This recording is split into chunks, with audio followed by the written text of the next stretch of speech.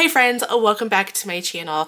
If you have some really pretty pattern cardstock and you want to use a die, but it doesn't come with a shadow layer, and you just know if you place it on there, it's just going to get too lost in the design, well, I have the best hack for you. And if you have a Cricut, this video is going to be for you. So let's get into it. All right, first thing you need to do is find the die that you really want to use. I have this Happy Spring from Lawn Fawn.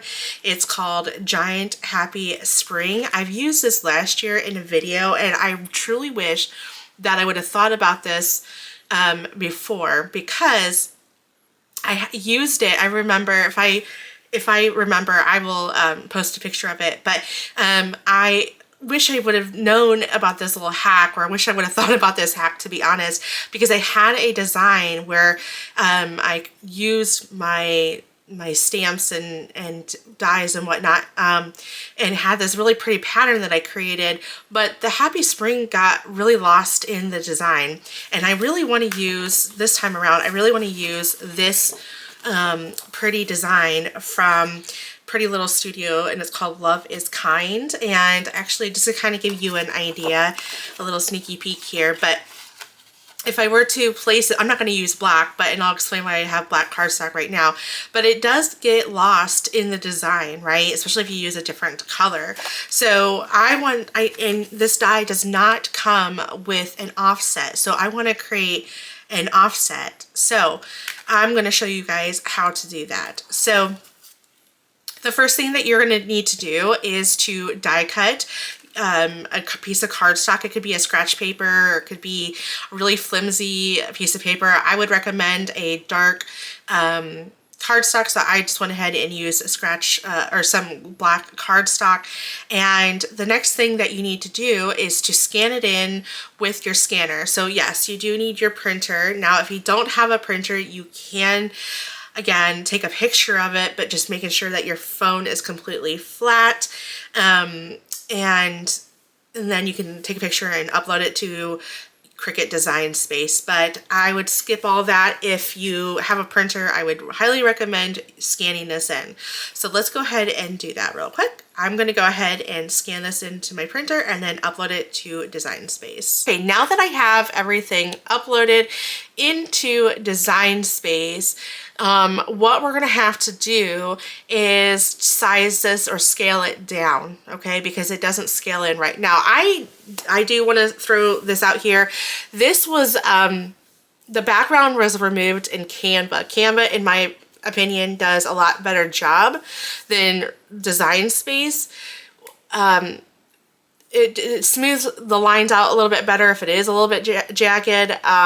And it, like I said, it's just easier because you don't have to click on the middles. We don't really need to click on the middles, to be honest. It's not going to affect the offset, but if you were to need to remove the middles, Canva does it all for you. You don't have to click on each part and remove it like you would Design Space. So if this is something that you want to get into, I would do a trial if they offer it. I'm not a Canva affiliate, so this is me strictly speaking from me just really enjoying Canva. It's very user-friendly, and most of the time I do find some things a little wonky in that program. But anyway, so you know, you don't need Canva, but it certainly does make things a little bit faster and a little bit better than Design Space. Design Space, oh, the software has a long way to go to get better, but they're working on it, and I suppose this is why it gets updated so often. But anyway, okay, so we just need to come over here and take a look, and we just need to find our measurements. Now, I need to pay attention to looking at Design Space here. You need to look at where your boundary edge is at, because you don't want to measure from the end of the S to the side of the G, or to the edge of the Y, right? Because that's not how Design Space is measuring. It's measuring from the tip of the S here all the way over to the edge of the G. So if you're looking at the height, it's the top of that H to the bottom of the, looks like it's the bottom of the S. So you kind of want to be, you know, you need to pay attention to how Design Space is determining those edges. And then also, I forgot to mention, when you do scan in your die cut, you want to make sure that you try to put it in as straight as possible. So that way you're not going to come out have it come out weird and at a diagonal. It's going to make it a little bit harder for you to measure when it does that. Okay, so again, just looking at my my table here, just looking at the measurements, I'm just going to, again, getting the measurement from that S all the way to that edge of that G, and I'm just going to, it's really nice to get a nice, to get an acrylic see-through, this is Tim Holtz Ideology ruler, because you can actually, you don't have to have it kind of go at an angle because that will skew your results. So again, I'm just kind of pushing this down to make sure it's aligned, and then I'm just going to measure and I keep on moving it, but I'm going to measure, and also you can look on their website, they have measurements of the die. Most websites have that. So you can look at there, or you can just take a look at your measurements here, and then, you know, adjust your scale. So this is roughly, let's see here, it's almost 3.5 inches. So I'm just going to put it down. Looks like it's roughly 3 3/8. Like in between 3 3/8 and 3.5. So I'm just going to go slightly between the two. So I'll change the width, again, go to effects, oops, no. I will change the width to 3.42. You don't have to be so accurate. It's not, I mean, it's not going to be the end of the world if it's not exactly, you know, the exact measurement. Again, you can go on the website and get that measurement and you'll be fine doing it that way. But we're just creating an offset. So the offset, I mean, if you're slightly off an 1/8 or a 1/16 of an inch, you know, it's not that going to be, unless you're that detailed of a person, which, let's face it, some of us are, like me. I'm very detail oriented. And even though like hardly anyone would ever notice something like that, I know I would when it comes to me crafting. It's just my background, little FYI, like I have to be very detailed in my field. So it kind of rolls into my personal life in crafting, and even though sometimes it's just not necessary. This is why I'm not a huge artist because I'm way too detailed, and I feel artists, you don't have to be as, you know, meticulous and detailed. At least that's just my opinion. But anyways, all right, let's get back on trend here. All right, so now that we have this to scale, what we can do is click on effects and then do an offset. You know, you could do, you know, whatever offset you want. I'll just reduce mine to maybe 0.15 and see how that looks. And yeah, that looks really good. And you can do whatever offset you want, make it as narrow, as wide as you want, and hit apply. Now, if you want those little middles to be there, then leave them. I personally want it to be solid since I do have such a busy background. So I will hit, I'm sorry, what kind of hit that fast, but I will hit the contour button here on the lower right corner, and then I'll just click on those 3 areas and then hit apply. Now we don't need the scanned in Happy Spring because we already have that die cut out. So we just need to use our Cricut to cut out our offset. Now, one thing is, if you don't like this little slit here, you can always click on shapes, click on your, like another shape. It doesn't matter. I like to use circles, mainly because it, you know, this is a rounded corner. That's what our offset was. So, you know, if you want, you can always do that. Kind of position it where you want it, select both, and then hit unite. And then there you go. It removes that slit, but I'm going to leave it there. It doesn't bother me, but if that does bother you, then obviously I would just go ahead and do that. Okay, so I'm gonna go ahead and get my Cricut to cut this out real quick, and then we can go ahead and make our card. Okay, so I went ahead and die cut out the Happy Spring, and I did another one, so we have 2 of them so we can layer. Here is what my Cricut did. So I went ahead and cut out the offset. So we'll put pieces together, but before we do, let's go ahead and get this die cut out. And there's a reason why I want to do that next and do things a little bit out of order. I'm going to go ahead and use, I think this is from Mama Elephant. I can't remember the name of it, but I'll try to link it below. And I don't want to get too much of that white showing, so I'm just going to kind of bring it up. Here we go. That's fine.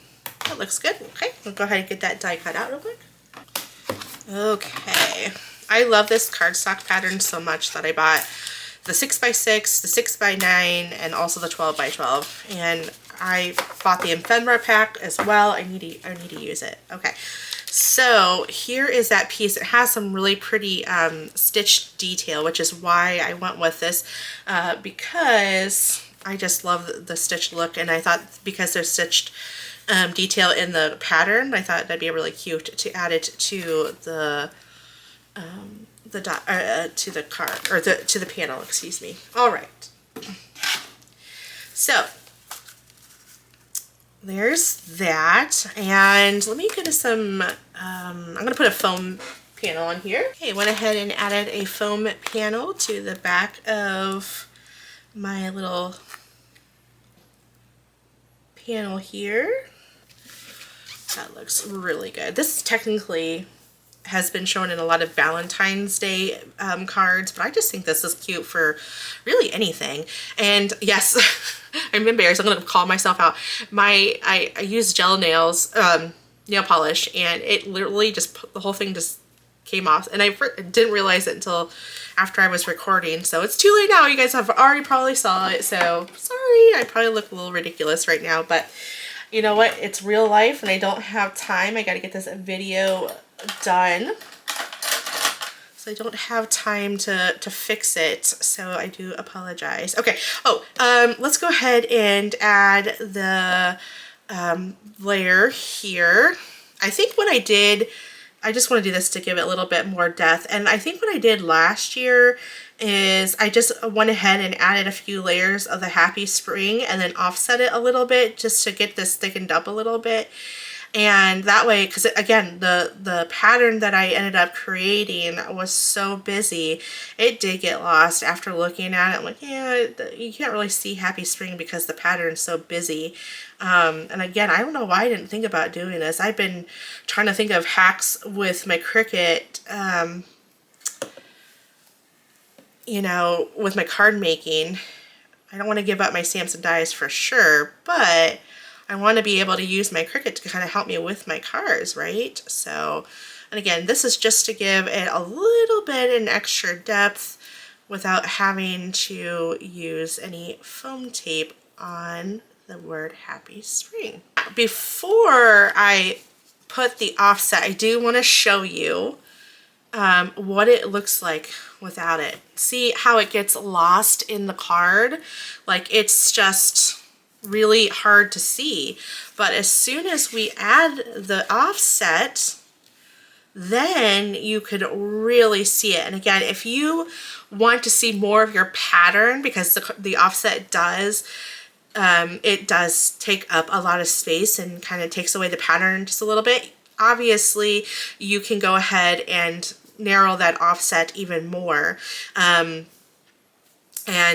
do it that way. But I personally like this. So I'm going to go ahead and get this glued on real quick. So I added some glue to the back of my Happy Spring, and I'm just going to move that into place. Now, of course, you don't have to use white. You can use glitter. I almost did end up using glitter, but I kind of want this to not be so sparkly because I want to add some sequins. Okay, let me get out my glass block here and put that smack down. Sometimes your fingers get in the way of... Oop, oop, oop, oop. Don't get all crazy on me here.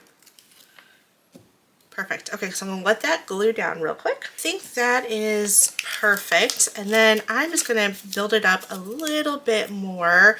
Now, these foam squares are not as thick as my card panel, foam panel. So this is not going to lend too much thickness.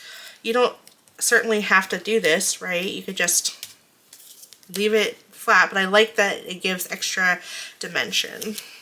Now that I have my foam squares on the back of there, it is ready to get glued on there, and I'm going to go ahead and just get this centered. Looks good. gives the perfect amount of dimension. And then I have some Cottontail Rain or Shine sequins or disc, whatever they're called, and then I'm going to go ahead and apply that to the card. There it is. So my friends, this is how you use your Cricut to create that offset that you really wish that the die has, because not just because you have a busy background, but also because, you know, sometimes you just really want that offset. Some of the dies don't have the offset or the shadow layer, whatever you want to call it. I'm just so happy that I was able to use my scanner for my printer and my Cricut to help cut that offset, because I feel like this does I feel like this looks so much better with that shadow layer as opposed to not having that shadow layer. Let me know if you found this video useful and if you're gonna give it a try. All right, as always, thank you so much for watching. Be sure to hit that like button and subscribe if you're new, and also don't forget to hit that hype button for me, please, because that really does help out my video.